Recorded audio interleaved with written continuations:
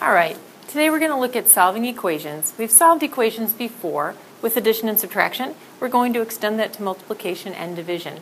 So remember, the golden rule of algebra is to do to one side what you do to the other. All right, and to find the solution to any equation, what we really want to do is isolate the variable. Get it all alone on one side of the equal sign. So we have the variable with an equal sign, meaning is the same as whatever's on the other side of the equal sign, whether it be a simple number or another expression. But get that variable alone. That's the goal. Remember our inverse operations, that addition and subtraction are opposites, so they undo each other. Multiplication and division are opposites, so they undo each other as well. A quick review of addition and subtraction equations, and I know you've been working on equations in science as well. If I have the equation x minus 7 equals 6, I want to solve for x. I don't want to know what x minus 7 is. I want to know what x all by itself is. So I need to put that 7 back that's being taken away from it. So I use addition to put it back. Then I have a minus 7 and a plus 7. Well, that's 0. They cancel out. So I've got nothing left there except x. So I bring down my x equals, add 7 to both sides. Golden rule of algebra, 6 plus 7 is 13. I have solved my equation, but I want to be sure. So I'm always going to go back and check by substitution. So I'm going to see if 13, because 13 and x are the same, if 13 minus 7 is 6. And, well, it is. So I've solved that equation correctly. All right, real quick, 3 ways to write division. 15 divided by 5. This also means 15 divided by 5. And this means 15 divided by 5. So the fraction bar serves double duty. It also means divide. Okay, 3-line format. Line 1, rewrite the equation. Line 2, undo the operation that's happening to your variable. And line 3, box your solution. Finally, use substitution. You want to make sure you've got your right answer. All right, let's check it out. Let's solve for y. If 3y is 52, line 1, write your equation. Line 2, undo the operation being done to the variable. So the variable is being multiplied by 3. I have 3 y's that are equal to 57. I want to know what 1 y is.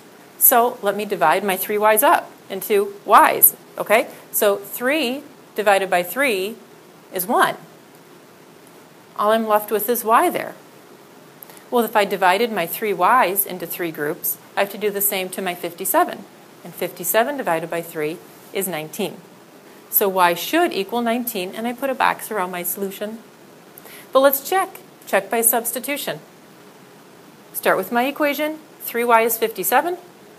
Plug in the 19 for the y because they should be the same thing. 3 times 19 is 57.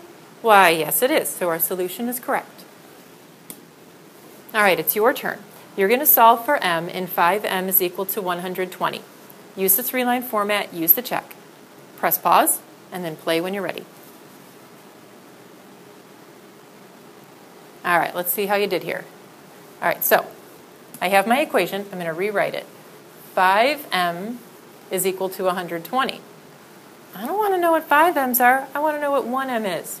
Let me take my 5m's and divide them into groups of just m's. So I'm going to divide by 5.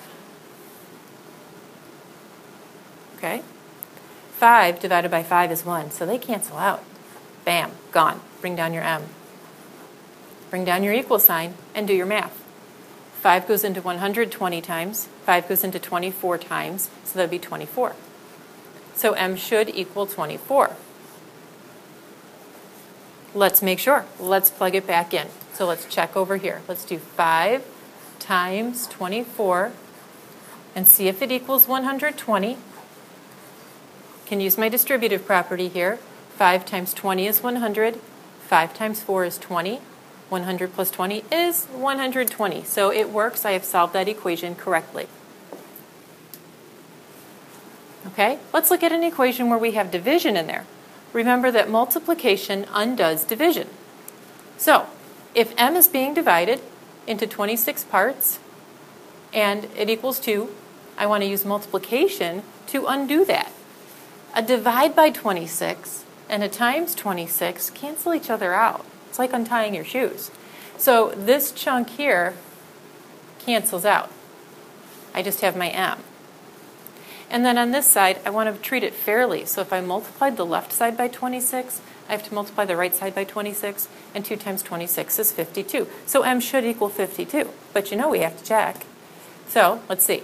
Equation, substitution, 52 divided by 26 should equal 2.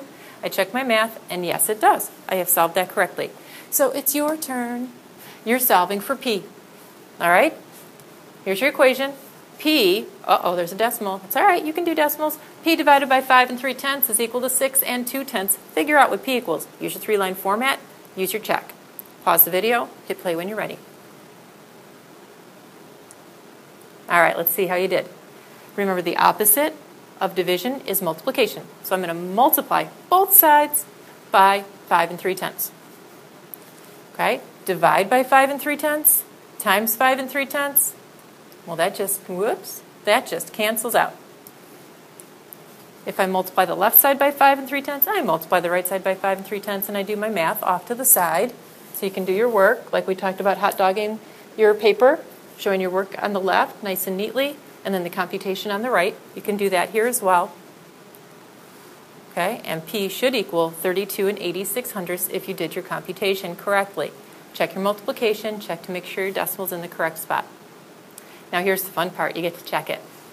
Okay, we do our decimal division, which we just finished, so I know you're good at this. P divided by 5 3/10 is 6 2/10. We said P is 32 86/100. Remember to move it on your decimal. Do your division. And yes, 32 86/100 divided by 5 3/10 does equal 6 2/10 if you did all the computation correctly. All right, now you're going to go back to my website or the email I sent you. You're going to click on the link to Google Forms. You're going to answer a few questions there, click submit, and it sends it to me. And I'll see you in the morning. Bye-bye.